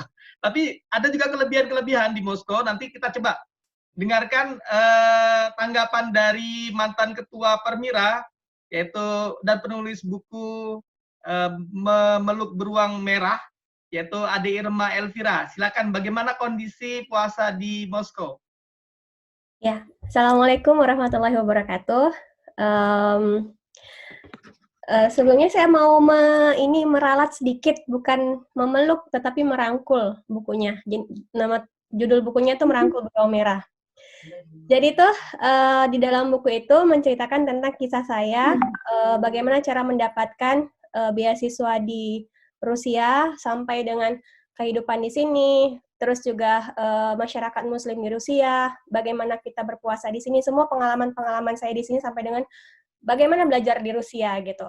Nah, menyinggung dengan pembicaraan kita, jadi hampir sama juga dengan yang ada di buku saya juga gitu. Jadi dulu saya punya pengalaman karena saya di sini jurusannya lingkungan, jadi saya harus ke hutan atau ke lahan penelitian, dan itu dia sepanjang tahun. Jadi dari bulan Januari sampai dengan bulan Desember. baik itu musim dingin maupun musim panas. Nah, pengalaman yang paling ekstrim itu ketika musim dingin dan musim panas. Kenapa? Pada saat musim panas, waktu itu kita lagi Ramadan. Kalau sekarang kan Ramadannya di musim semi ya, kalau dulu itu di musim panas. Jadi kalau misalnya di musim panas tuh hampir yang pernah saya jalani sempat 20 jam apa 21 jam seperti itu. 21 jam kalau saya tidak salah. 21 jam gitu deh kalau nggak salah, saya lupa. Nah, itu saya mengalami.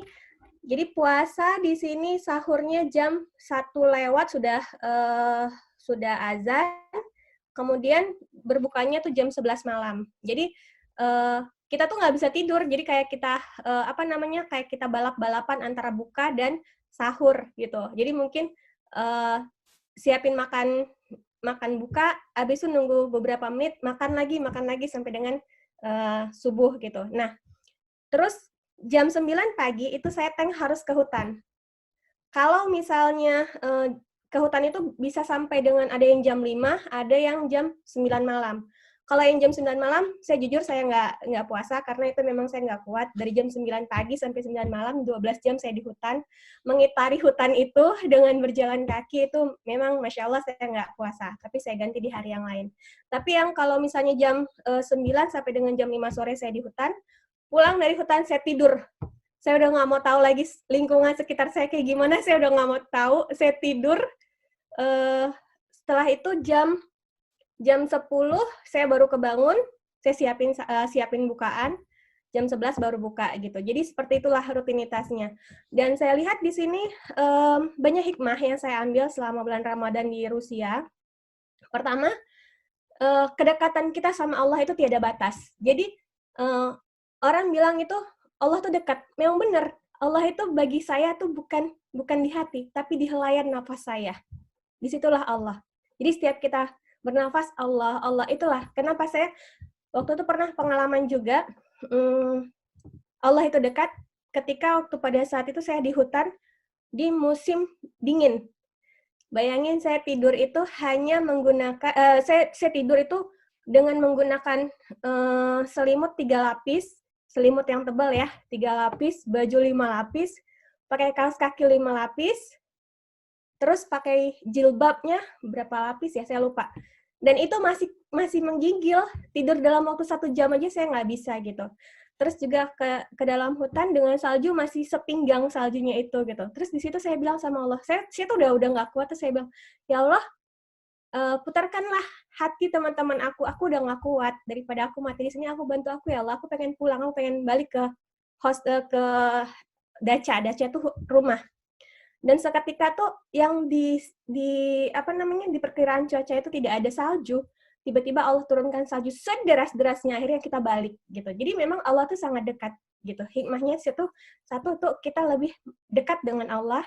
Yang kedua, amal ibadah kita tuh semakin panjang, karena puasa kita yang di Indonesia 13 sampai dengan 14 jam menjadi lebih panjang ke 21 jam gitu. Jadi kita ladang ibadah kita, ladang amal kita tuh jauh lebih banyak gitu.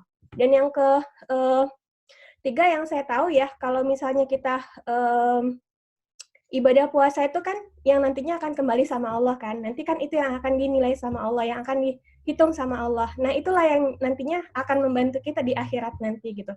Yang saya lihat sih hikmahnya di situ. Begitu. Terima kasih. Assalamualaikum warahmatullahi wabarakatuh. Saya kembalikan lagi kepada Bang Rafi. Terima kasih Ade Elvira atas tanggapannya yang berkenaan dengan puasa di Moskow. Kita sampai nanti jam 14, Ustadz Muhajir mungkin nanti bisa buka puasa kalau misalnya sudah masuk, tapi kalau belum, ya masih teman kita. Masih ada satu pertanyaan Ustadz Muhajir di sini. Dari Panca Surkani, dia bertanya, saya ingin bertanya kepada Ustadz, katanya, apa yang harus kita katakan kepada non-muslim yang bertanya, kenapa sih kalian menyiksa diri dengan berpuasa seperti ini? Gitu. Nah, ini kalau bahasa saya nih, ala logat Palembangnya. Kenapa sih kalian menyiksa diri dengan berpuasa seperti ini? Nah, itu pertanyaan Ustadz. Silakan Ustadz Muhajir menanggapinya sebelum nanti kitanya berakhir sampai jam 2 nanti. Di mute, Pak. Ustadz. Bentar. Di mute. Kok di mute? Udah masuk belum? Sudah. Nah, jawabannya gini. Ini dalam Al-Quran dikatakan, wa idza khatabahumul jahilun qalu salama. Kalau orang-orang jahil, nggak tahu Islam, nggak tahu keimanan, dia ngomong, dia komen, dia nyinyir, qalu salama. Udah, jadi jawab, oh udah gitu. Artinya apa? Ini logat Betawi mau Sunda ya. Jadi ketika ada orang seperti non muslim bertanya, kenapa kalian menyiksa diri dengan berpuasa? Jawab aja sejawabnya, oh udah. Jangan la kalam wala salam. Kalau kita terangkan malah memperuncing, ya udah senyum aja. Kalau nggak gini, you want to know, kamu ingin tahu bagaimana berpuasa? Come to my house, learn about Islam. I will show you how beautiful Islam is. How good fasting is for your health. Gitu aja. Ini sekali lagi kepada Panca Saukani, kalau ada yang nanya gitu, jawabannya pertama senyum. Kedua, jawabannya gini, ente datang deh ke rumah ane. Ane kasih tahu ajaran Islam. Ane akan kasih tahu betapa dahsyatnya puasa gitu. Ustaz Muhajir, mohon Ya, maaf. siap. Mohon maaf. Yang Siap. nanya ke Mas Panca itu mungkin istrinya yang di rumah. Orang Rusia. Oh, gitu. Siap. Ustadz, boleh tambahin Ustadz sedikit? Boleh. Jadi itu pernah pengalaman teman saya, waktu pas master kita kan pernah tuh selesai kuliah kan balik langsung ke ini ya, langsung keluar. Kita tuh di sini selesai kuliah langsung keluar dari asrama. Jadi saya pernah dibantu sama teman saya, ayo adek tinggal di rumahku yuk gitu. Jadi tinggal di rumahnya. Jadi waktu itu saya puasa, memang panjang puasanya. Terus dibilang dia gini, kamu kenapa puasa? Katanya gitu. Saya jelasin kalau ini perintah Allah dan segala macam. Akhirnya saya sahur, dia juga ikut sahur. Terus terakhir, karena saya udah lemes, dia bilang, udahlah adek, kamu makan aja. Aku nggak mau kamu mati di kamar aku. Ayolah kita makan. Gitu. Jadi dia ketakutan kalau saya kita bakal mati gitu. Terus saya bilang, jangan nanti aja, saya masih kuat kok. Tapi saya tidur aja ya, saya bilang tuh. Nah setelah tidur, saya baru buka, dia juga buka. Terus dibilangnya, adek, aku juga tadi puasa, tapi aku nggak tahan, aku takut mati, dan aku juga takut kita sama-sama mati di sini, jadi aku buka. Gitu. Ya. Seperti itu. Ya. Itu tadi. Baik Pak Rohim. Boleh ngomong? Ya silakan Mas Panca ya, silakan. Enggak, sebenarnya apa yang dikatakan Pak Fauzi itu memang salah satunya, tapi begini, itu adalah pertanyaan standar ketika orang asing, ya kalau misalnya orang Indonesia ya nggak perlu, karena mereka kan sudah tahu. Tapi kalau misalnya di sini orang asing akan bertanya langsung gitu, ngapain kalian menyiksa diri seperti itu? Tapi kalau misalnya jawaban yang disampaikan Ustadz Muhajir tadi, ya itu pun yang bukan solusi menurut saya. Sebenarnya apakah ada jawaban yang sederhana yang ketika kita jelaskan bahwa sebenarnya ya menurut misalnya dari segi kesehatan atau apapun itu pun tidak berbahaya, yang seperti yang dikatakan oleh adek tadi, itu tidak akan membuat kita meninggal, dan bahkan misalnya ya itu bagus untuk pencernaan kita atau apapun. Jadi kalau misalnya untuk kita hadapkan dengan pertanyaan, ayo deh ikut saya akan tunjukkan Islam seperti apa, itu kan sebenarnya terlalu jauh. Jadi saya sebenarnya ingin mencari jawaban sederhana yang ketika orang mengatakan kenapa kalian menyiksa, kita punya jawab. Kalau misalnya mengarah pada ajaran agama kita ya mungkin ya terlalu jauh untuk mereka untuk mengerti. Mungkin begitu, mungkin teman-teman yang lain juga kalau misalnya ada jawaban. Ya, selamat buka Ustadz Muhajir, silakan minum dulu Ustadz. Belum. Ya, silakan Ustadz Muhajir. Oke. Makasih Mas Panca ya. Nah, makasih nih.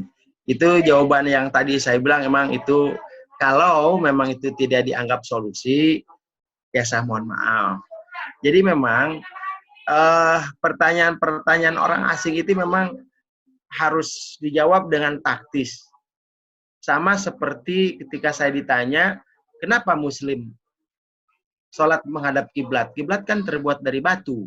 Nah, itu kan semacam itu. Nah, saya mencoba, jadi saya merasa dibangunkan oleh Mas Panca. Makasih Mas Panca. Artinya itu kan jawaban inilah ya, normatif lah ya. Jadi begini Mas Panca. Kenapa kalian menyiksa diri dengan berpuasa seperti ini?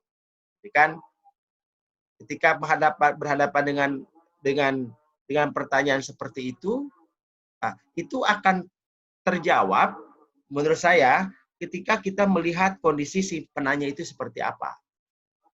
Jadi kita lihat dari sisi mana. Ya, artinya pertanyaan Mas Panca lebih tahu apa jawabannya. Kenapa? Karena berhadapan langsung.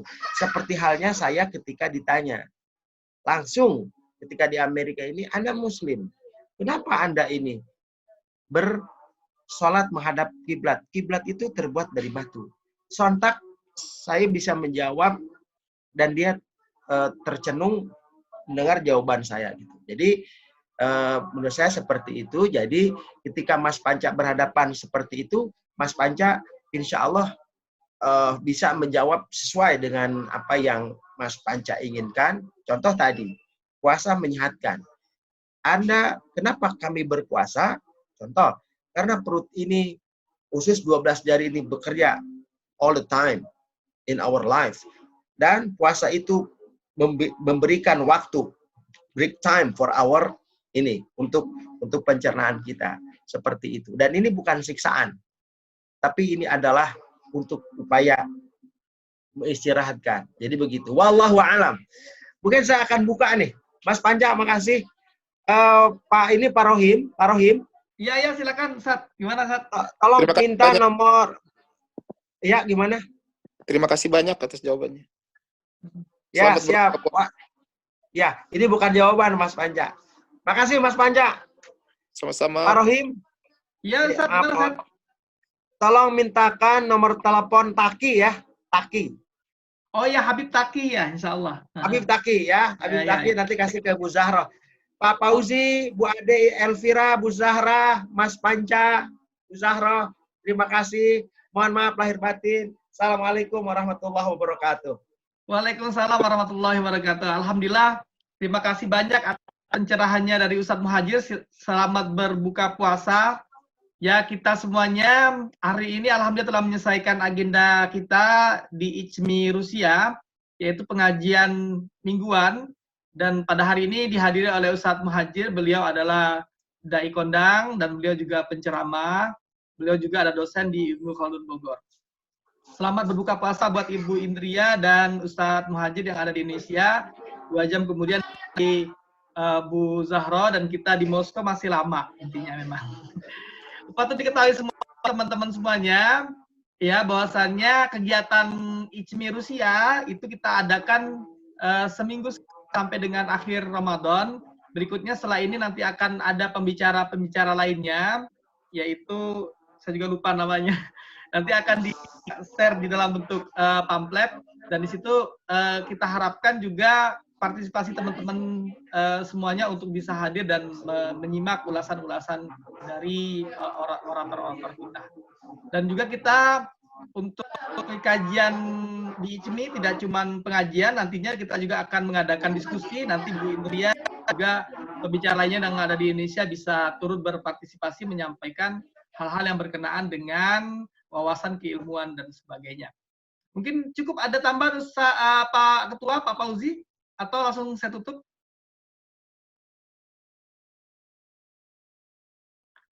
Suaranya Pak, suaranya Pak. Ya, sekali lagi kami atas nama ICMI mengucapkan terima kasih pada Ustadz Muhajir dan juga Ustazah Indri serta rekan-rekan semua atas partisipasinya. Terima kasih. Ustadz Muhajir mau menyampaikan lagi hal. Oh ya, sudah. Oke, terima kasih teman-teman semuanya. Kita tutup acara kajian kita pada hari ini dengan baca doa kafaratul majelis. Subhanakallahumma bihamdika asyhadu an la ilaha illa anta nastaghfiruka wa natubu ilaik. Nahtati bil hamdalah. Alhamdulillahirabbil alamin. Assalamualaikum warahmatullahi wabarakatuh. Waalaikumsalam warahmatullahi wabarakatuh. Terima kasih semuanya. Terima kasih semua. Ibu. Terima kasih semua. Assalamualaikum warahmatullahi wabarakatuh. Sehat semua. Waalaikumsalam warahmatullahi Bu Indri, ya. wabarakatuh. Terima kasih Bu Indri. Salam Salam Indri. Ya. Pak Fauzi. Silakan lanjut, mau diskusi santai silakan. Izin live ya. Udah azan di sini. Oh ya, silakan Bu Indri ya. Ya, silakan yang mau tinggal pamit boleh, yang mau ngobrol boleh. Menarik itu Mas Roy, menarik itu dibikin sayembara itu. Yang bisa jawab pertanyaan itu. Bagus. Oh iya, itu susah memang ya. Kalau saya punya pengalaman, Mas. Ya pengalaman nggak mirip pertanyaan seperti itu sih. Cuman ketika ada teman di Rusia sini tanya, kamu bangunnya jam berapa? Saya bilang bangunnya pagi sekali karena saya harus sholat subuh. Gitu. Terus dia tanya, kenapa harus pagi-pagi sekali? Kamu harus sholat subuh, kamu capek-capek begitu. Kalimatnya sih kurang lebih sama. Tapi memang mungkin jawabannya konteksnya beda ya dengan Mas Panca ya. Tapi waktu itu saya dalam hati saya, ini menarik juga untuk dijawab. Karena kalau kita pakai teori kita, Islam nggak mungkin bisa dijawab. Karena mereka nggak akan ngerti soal kita itu. Betul. Tapi waktu itu saya celetuk aja, karena ya mungkin manfaatnya saya sering nonton film ya. Sering nonton film 99 Cahaya di Bukit Eropa. Itu ada pertanyaan yang seperti itu, dan menarik itu kita lihat jawabannya gitu. Waktu itu dijawab dari oleh Kang Abik ya. Kang Abik, Habib Rahman Syarezi. Waktu itu Kang Abik bilang di tulisannya di situ, dia jawab karena saya cinta kepada Tuhan saya. Karena orang kalau sudah cinta, dia bisa melakukan apa saja. Seperti Anda mencintai istri Anda berkorban apa saja untuk istri Anda. Itu dalam banget sih menurut saya.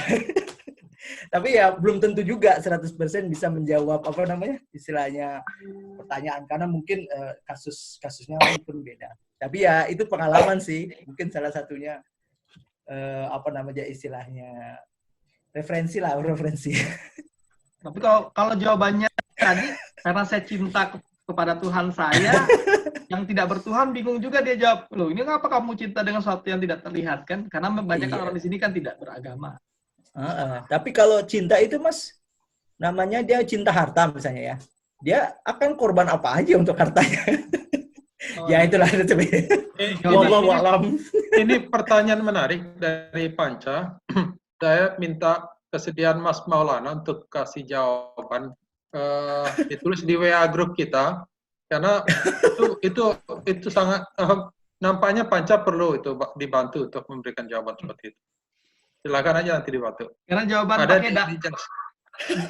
pakai dalil nggak bisa Pak. Wa idza khatabahumul jahil. Nah, jangan nggak usah pakai itulah. Misalnya satu yang selama ini kita sampaikan tadi yang seperti dari segi kesehatan apa, dari segi sosial apa dan sebagainya. Kalau dari segi Al-Quran nggak nyambung gitu. Iya, karena mereka tidak percaya dengan Al-Quran. Iya. Bukan seperti itu. Sama halnya kayak kemarin itu saya ditanya, kenapa pakai jilbab? Kamu buka aja jilbabnya, kamu tunjukkan pada dunia bahwa tubuh kamu tuh indah. Kenapa kamu bungkus tubuh kamu seperti itu? Iya, itu juga ada Pak. Dan itu saya tulis juga di buku saya Pak gitu. Saya bilang, jadi kayak teman saya tuh, bahkan teman saya juga, ini jujur ya Pak ya, pengalaman saya waktu pas master lalu, di kamar itu saya tinggal bareng living together itu sama teman saya yang berhubungan suami istri selama 10 bulan itu Pak. Nah, bahkan saya sambil belajar, dia sambil ini action gitu. Dan di situ dia jelasin, kenapa kamu begini, kenapa kamu begitu. Dia bertanya banyak banget, dan saya kalau saya jelasin secara Al-Quran, saya juga nggak paham tentang isi Al-Quran 100% gitu. Jadi saya bawakan ke logika-logika gitu. Yang sayangnya salah satu di antara mereka itu tidak mempercayai Tuhan itu ada gitu. Jadi ya saya arahkan sesuai dengan logika-logika saja saya bawa begitu.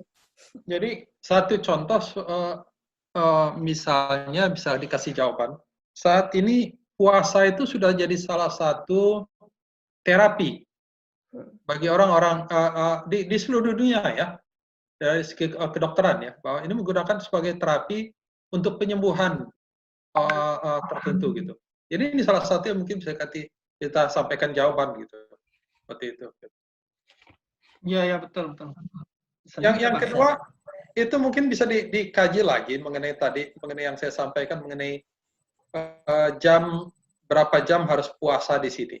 Karena itu yang digunakan dalil diplomat-diplomat Arab di sini, bahwa mereka puasanya sampai menyesuaikan dengan Arab Saudi.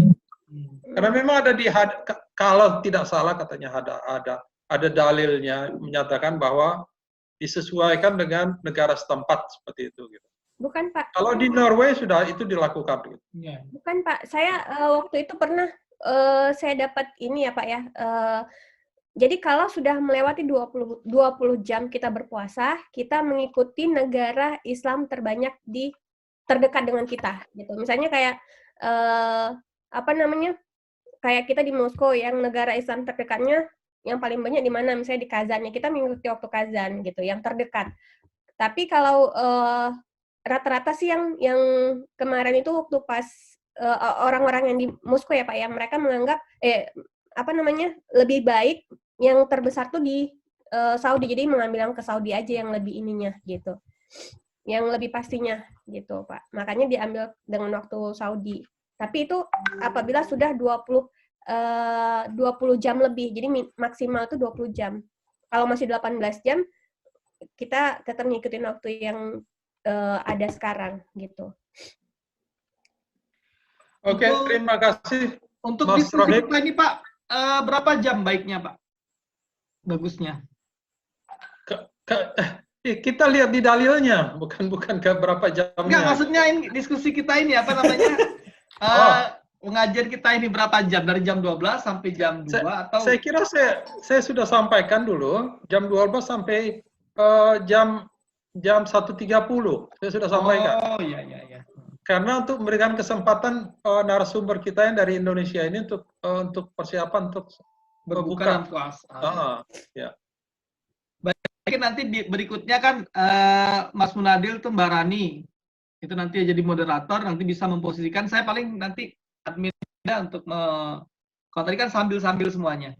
Jadi nanti bisa memposisikan seperti itu. 1,5 jam nanti setting untuk ya dilebihkan. Kalau ini kan saya buat lebih 5 jam. Alhamdulillah kan memang kalau nggak gratis lebih aman. Kalau misalnya yang gratisan 40 menit langsung mati dianya, Pak. Iya. Ya, terima kasih Pak Fauzi. Mas Ami, Mas Munadil dan teman adik. Terima kasih, silakan saya mau sholat zuhur juga. Yo, assalamualaikum. Ya, assalamualaikum.